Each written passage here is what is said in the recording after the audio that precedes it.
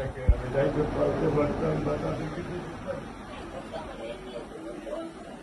শীতের সময় স্যার আপনি আজকে আমার কাছে আসছেন, আমি নিজে স্যার দিতে কিন্তু আমার সৌভাগ্য আমার মেয়ে।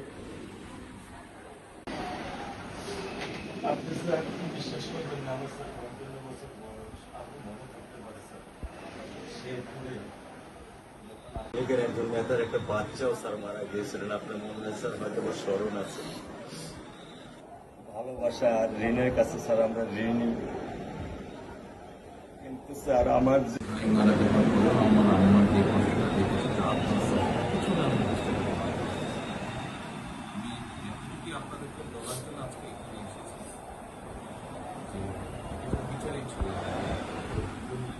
অনেক কথা বলতে পারি, কথা আমি বলতে চাই না। ইনশাল্লাহ এতটুকু বিশ্বাস রাখেন যে আল্লাহ বিচার আপনারাই দেখবেন। আর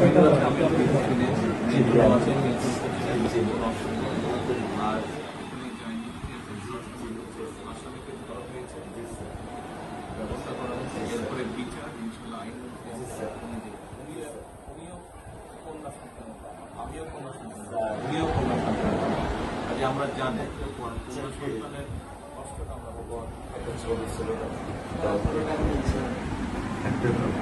স্যার কিছু বলে তোলেন না, আমি শুধু আপনি মেয়ের বাবা, আপনিও স্যার একজন মেয়ের বাবা। শুধু একটা আমি দৃশ্য আপনাকে স্যার দেখো, আর কিছু দেখাবো না স্যার, আমি দেখবো না স্যার, স্যার আমি দেখবো না স্যার, এটা নিয়ে আমি সারা জীবন স্যার আমি কি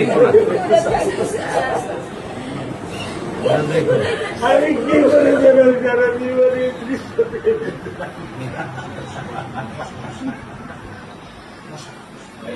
আমার এই দৃশ্য আমি কি দিয়ে পূরণ করবো? আমার মেয়ে শুক্রবারে আমার সাথে মসজিদে নামাজ পড়ে, আমি 3 ওয়াক্ত নামাজ বাসায় পড়ি স্যার, কারণ ও আমার সাথে নামাজ পড়তে পছন্দ করে। 2 ওয়াক্ত নামাজ আমি ওকে নিয়ে স্যার আমার বাসায় পড়ি স্যার। আল্লাহ আমি জানি না আল্লাহ তাআলা আমার কোন পরীক্ষা ফেলেছে, এই দুঃখ এই কষ্ট মৃত্যু ছাড়া আমার আর কোনো শেষ নেই স্যার, আর কোনো শেষ নেই। আপনার দায়িত্ব মানে প্রধানমন্ত্রী নেবে, আমাদেরকে তো আপনাদেরকে শক্ত হতে হবে না, আপনার তো বড় মেয়েটা রয়ে গেছে, এখন তো ওর জন্য আপনাদেরকে শক্ত থাকতে হবে। স্যার সত্য কথা, আমি যখন ওকে ভ্যানে পাঠাই আমি খুব বল পাই, আমি কালকেও বলে দিছি যে আমি আর ভ্যানে দিব না, তুমি প্রতিদিন ওকে রিস্কায় নিয়ে যাবা, রিস্কায় করে নিয়ে আসবা। আমি ক্লান্ত স্যার, 10 বছর বয়স থেকে স্যার অবহেলা পেতে পেতে পেতে পেতে স্যার আমি আর নিতে পারতেছি না স্যার। আল্লাহ আমার ভাগ্যে দিচ্ছে, আমি কি করবো কি করবো?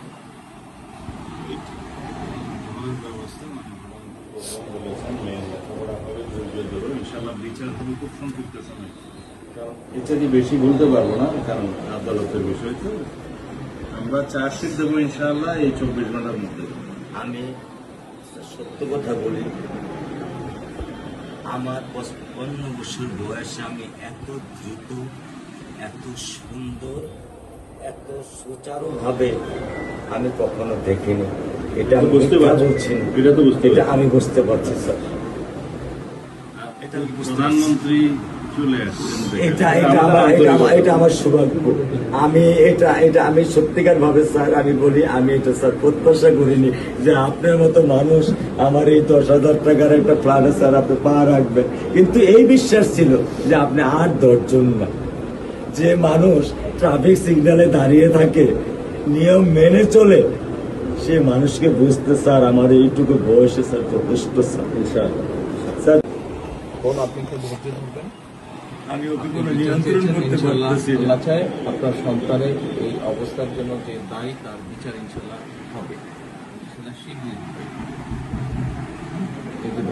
আর মালিক যে আল্লাহ তাআলা মালিক, ওনার কাছে সাহায্য, ওনার কাছে সাহায্য চাও, আল্লাহ রহম করলেন সব কিছু দিতে পারে।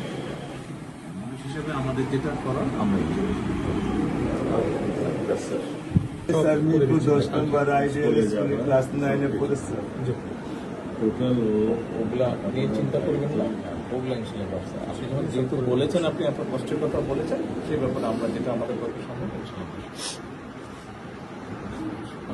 বলবেন বোন?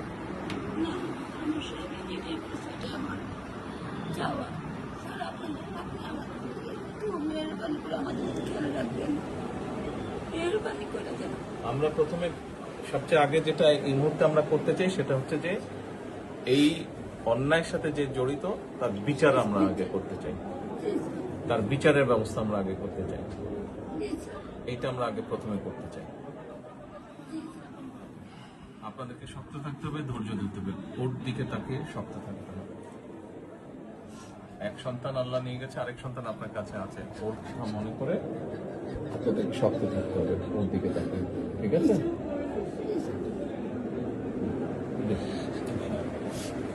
চলে আসবে, ভাই চলে আসবে, আজকে চলবো।